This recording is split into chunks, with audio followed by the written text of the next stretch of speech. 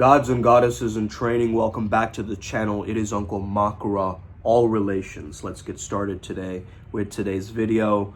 We're back again with a very important topic. If the body is not important, why do we even have one? Okay? Now, a lot of spiritual disciplines, spiritual communities and practices, they absolutely abandon the physical body. They detach from it. They think that it is bondage. They treat it like crap, okay? All to give all of our energy, all of our time, all of our focus into our spiritual world, okay? Now, I think this is completely off and out of alignment because mind and body work together as the greatest manifestation remote control in your universe, in your life. So if you only work on your mind and you don't work on the body, there will be a complete disconnect from what you are thinking and how you are feeling. So I think that there needs to be a coherence, an inner understanding. Okay, Sadhguru calls this program inner engineering. That's really what it is. You engineer the inner world so the outer world reflects it, right? And so if we have these physical bodies with these tendons and bones and muscles and all these things, we better use it to the best of our capacity and our functionality, right? I see my body not just as a physical meat suit that's on rent. I also see it for the storage system that it is. All those years of memories, all the things and the hardships that it has taken, all the scars, and broken bone and all of that stuff, right? It's all special to you.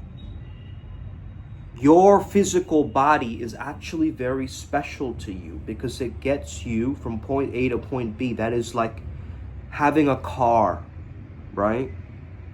So you want to take care of your car over time. You don't want to let it sit there and go to waste. It's going to get dusty, right? It's going to get rusty if it's not oiled properly and so forth. So the same thing with ourselves, guys. We got to understand how to nurture and learn to love our physical bodies again. I say again because I think we always knew. It's been conditioned out of us. It's been programmed out of us.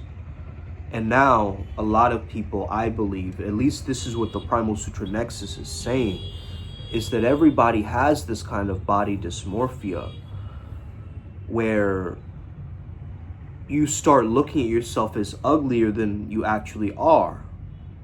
And your mind seems to skew these patterns, especially because, society's expectations of what beauty are keep rapidly changing over the years, right? This is why I focus more on style over fashion. The fashion can change. The style remains eternal. And so I've started to understand that, holy shit, I'm not actually putting that much discipline into creating a strong physical body. And that is something that I actually need to invest my time into, right? So I had this aha moment today where I was like, man, I really need to get into my physical body, like really feel into the crevices, the bones, my capabilities, where my limits are, I got to know what my limits are because as we grow older, man, we have all these weird aches and pains throughout our body, right? Like, you guys get this? This random aches and pains? Well, guess what? Let me tell you something. If you speak to that pain and have a conversation with it, you will notice the energy flowing and changing because you have brought awareness to it. And where awareness goes, energy flows, correct? So if I have my awareness on, let's say, my elbow, do this with me. Put all of your attention on your elbow right now. Just keep listening to me, but just one of your elbows, right? And then just notice it almost like becoming like a Super Saiyan charge. as you just shifted your attention to it. And now with your intention, your will, right, you're doing this, you can move with this energy. So I could take energy from my elbow and bring it up to my shoulder. Try that right now. Bring the same energy that's from the elbow just up here.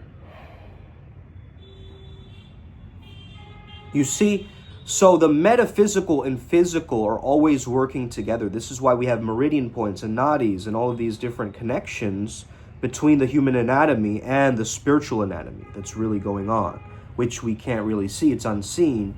But hey, there's texts and people who have studied this and understood this. There's different fascia, different points, and different, acupressure points that if you can tap certain acupressure points, like for instance, the collarbone is a great one to tap because it's absolutely connected to the kidneys. And the kidneys are like a super engine for a lot of your energy, okay? So if you just make it regular that you're gonna tap your physical body, okay? You're gonna kind of spike it awake. Even tapping your head and massaging your head and shampooing your head, right, is really, really important because you want to stimulate the brain. You see, you want to understand that there is an activation happening where I feel more cognizant, I feel more alive when I'm in tune with my higher self, where everything else just unfolds as it should because I know that I can trust in that higher self to guide me throughout the day. I can actually let go and allow that spirit to take form, to pull through, to give me the enthusiasm, which actually means to be possessed by a god or gods. Enthusiasmos, okay? So to have that enthusiasm, I've got to be able to become an open vessel to this thing that is inspiring me, okay? I understand that I have the protection of my spirit guide family, okay? And that knowingness gives me such an inner clarity and a direction. Now, let's say that I had that, but I didn't have a physical body, okay? Now, I am deeply connected with the Scorpio essence. My sun is in Scorpio. A couple of other ones are in Scorpio. I don't remember right now. Now, I know as a Scorpio that I am connected to a specific being, okay? A specific being that looks like Bill Cipher from Gravity Falls. So for Scorpio, there's a particular being called Cyclopeia that is associated with the all-seeing eye. If you have noticed, this is an ascended master alongside Lady Virginia, and this is a very, very powerful energy of the vision of God, okay? So this gives you a direct line and influence into art and why it looks so beautiful, okay? Because it's coming from the spiritual realm, actually. All you're doing as an artist is you're chiming into the right frequency, and then the art flows out of you. Are we getting this, guys? So your body's not an obstacle, it's a gateway. It's a bridge. So a lot of people will convince you that forget the body, get rid of the body. I think true enlightenment happens when you integrate spirit and form and not detach from one another, okay? This is my perspective, so take it with a grain of salt. I don't think I think, therefore I am. I think it's I am, therefore I think. I think awareness and presence is the absolute, and that is what is being run through us. Your body's like the secret interface between heaven and earth. It's not just flesh and bone, it has this very divine design. If you know anything about the way that the mind works, it works very similar to the flower of life. If you notice the flower of life, it's a bunch of circles overlapping. So those are the different loops in your life that need closure, you see? So the flower of life goes to show us that every moment is superimposed, is overlapping one another. I've learned through, the teachings of Krishna, perhaps, or last night I had channeled Malek Tawas, the peacock angel from the Yazidi tradition. And that was a really powerful channeling, actually. I was a little bit terrified beforehand because I had read certain things about it. But once I actually started to chime into the energy, It was so peaceful and so beautiful. So this body is a masterpiece of creation. Honor it, feel your skin with appreciation instead of judgment. And absolutely move your body in ways that feel really good to you. Okay, loosey-goosey, baby, loosey-goosey. Okay? Stay in that pocket, that undulation, that sine wave of life, and ride that wave. Ride your own wave to the finish line, to infinity and beyond. Let's get it. We're not trying to ascend, and our idea of ascension is forget about the body. It's not. I'm taking this body with me, but I'm still going to spiritually ascend.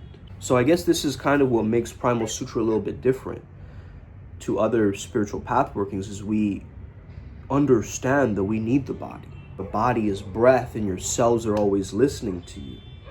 Treat it like an ally, not this like burden that you have to carry every day. So Cyclopeia taught me it's about seeing yourself clearly first, because Ramana Maharshi is going to kind of pimp slap you and point you to the direction of who are you, and keep asking you that question until it administers into your brain like a narcotic of some kind, right? If you saw yourself through the eyes of the divine, would you love what you see?